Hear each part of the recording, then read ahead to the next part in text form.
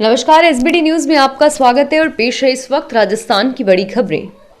अपने बेबाक बयानों के लिए चर्चित रहने वाले राजस्थान विधानसभा अध्यक्ष डॉक्टर सीपी जोशी ने पार्टी अध्यक्ष से लेकर पदाधिकारियों के चुनाव करवाने की वकालत की है। गुजरात के केवड़िया में हुए पीठासीन अधिकारियों के सम्मेलन में जोशी के बेबाक सुझावों और बयानों की सियासी हलकों में जबरदस्त चर्चाएं हैं।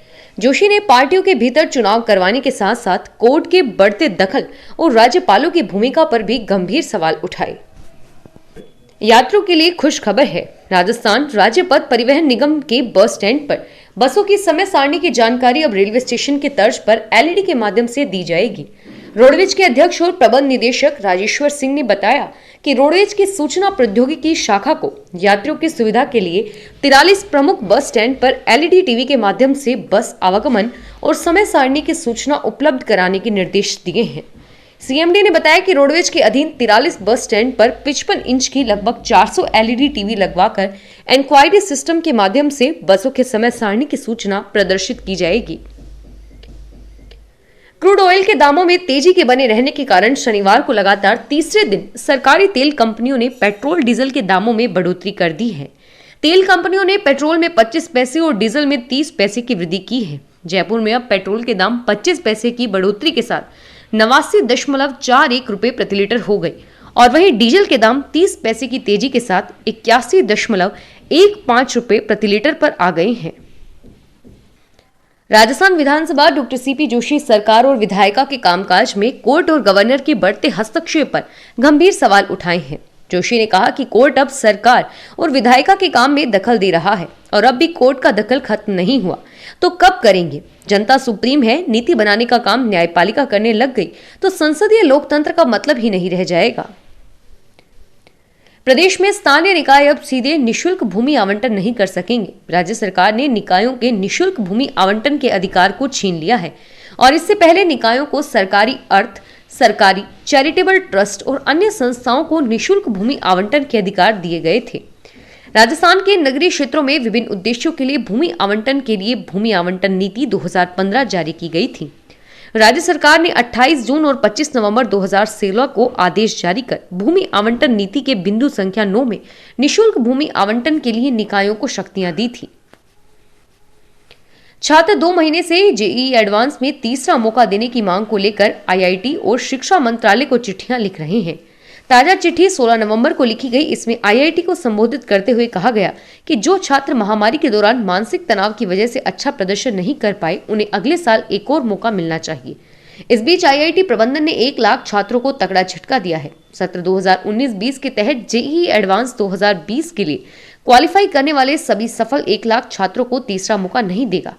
आईआईटी प्रबंधन के मुताबिक जेईई मेंस 2020 के टॉप 2.5 लाख छात्रों ने जेईई एडवांस 2020 के लिए सफल घोषित हुए थे।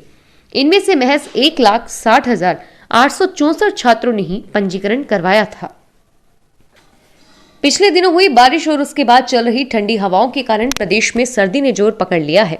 पश्चिमी विक्षोभ से बड़ा तापमान सर्द हवाओं के कारण फिर से उतरने लगा है।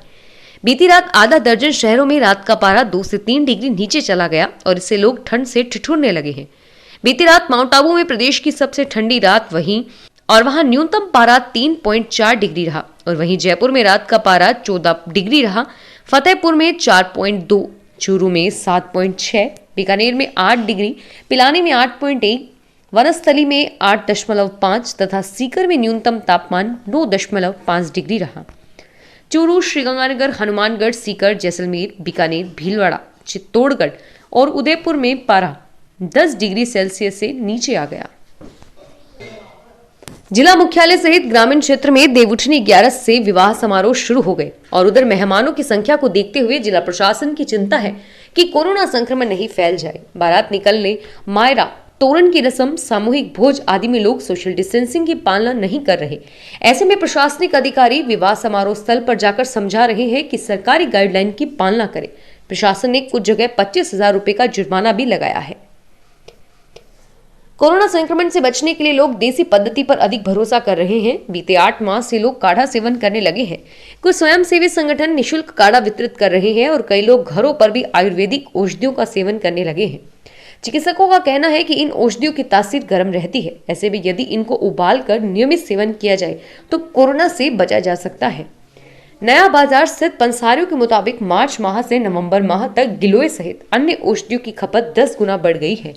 आमजन का विश्वास है कि इम्यूनिटी पावर बढ़ाने के लिए इन औषधियों से तैयार काढ़ा किसी भी रामबाण से कम नहीं है। अजमेर क्षेत्र में एक बार फिर भालू झलक दिखाकर गायब हो गया। भालू की मूवमेंट को लेकर जहां ग्रामीण भयभीत हैं, वहीं वन विभाग के कर्मचारी दिन भर निगरानी के अलावा रात्रि गश्त भी कर रहे हैं।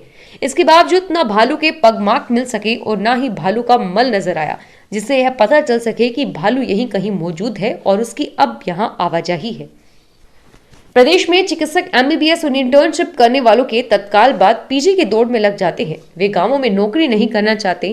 पहले तो ये जरूरत के आधार पर आरपीएससी या आरयूएसएच के माध्यम से गांव के किसी स्वास्थ्य केंद्र पर नौकरी में लग रहे हैं और बाद में पीजी में आवेदन कर लेते हैं। सिलेक्शन होने पर वे काम से त्यागपत्र लेकर पीजी करने चले जाते हैं और इसके चलते गांवों में न केवल चिकित्सकों का अभाव रहता है, बल्कि झोला छापों की दुकानें भी जम जाती है। इस वर्ष कोरोना के संक्रमण की शुरुआत के साथ ही मार्च माह से बंद हुई एमबीबीएस विद्यार्थियों की कक्षाएं 1 दिसंबर यानी 4 दिन बाद शुरू हो जाएंगी। आरएनटी मेडिकल कॉलेज में इसे लेकर तैयारियां शुरू कर दी गई है और कॉलेज में करीब 1000 एमबीबीएस विद्यार्थी हैं।